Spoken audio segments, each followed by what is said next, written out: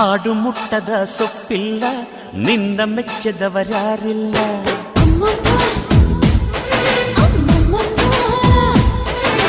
ಜೇನಿಗಿಂತ ಸಿಹಿ ಬೇರಿಲ್ಲ ನಿನ್ನ ಮುದ್ದಿಗಿಂತ ಸಿಹಿ ಬೇಕಿಲ್ಲ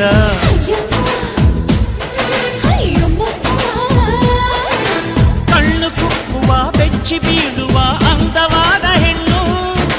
ರುಚಿ ರುಚಿಯ ಬಾಯಿ ಚಪ್ಪರಿಸ ಸಿಹಿಯಾದ ಹೆಣ್ಣು